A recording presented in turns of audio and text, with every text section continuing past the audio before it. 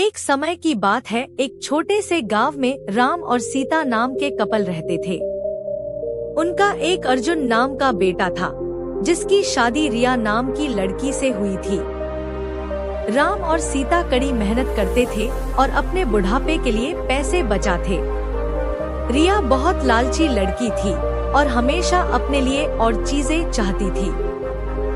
जैसे जैसे साल बीतता गया, रिया का लालच और बढ़ता गया।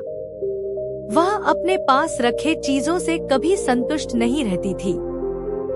वह हमेशा अपने सास ससुर से महंगे तोहफे मांगा करती थी और उनके बचाए हुए पैसों में से भी कुछ हिस्सा अपने लिए मांगती थी। राम और सीता बहुत ही अच्छे पेरेंट्स थे, इसलिए उसकी सारी जरूरतों को पूरा करते थे ताकि परिवार में शांति बनी रहे। वह अपने पति अर्जुन के ऊपर भी दबाव डालती थी कि वह अपने माँ बाप से पैसे और संपत्ति मांगे। वह बहुत ज्यादा संपत्ति इकट्ठा करना चाहती थी, बिना किसी मेहनत के। एक दिन राम और सीता ने यह फैसला लिया कि वह रिया को सबक सिखाएंगे। वह उसे बुलाते हैं और बोलते हैं कि बेटा, हमें तुमसे कुछ जरूरी बातें करनी है।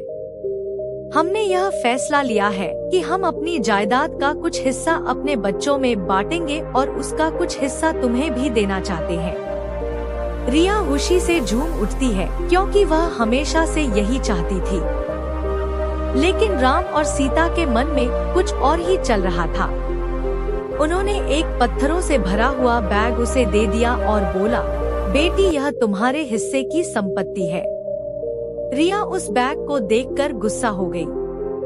उसने उस पत्थर से भरे हुए बैग को जमीन पर फेंका और जोर से चिल्लाते हुए बोली कि मेरी मजाक उड़ाने की तुम्हारी हिम्मत कैसे हुई?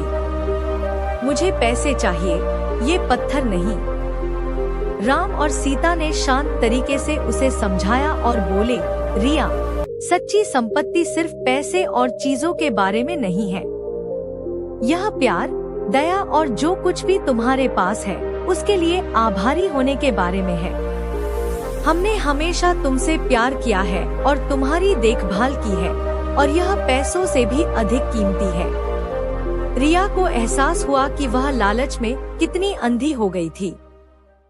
उसको अपने किए गए बर्ताव के लिए पछतावा होने लगता है।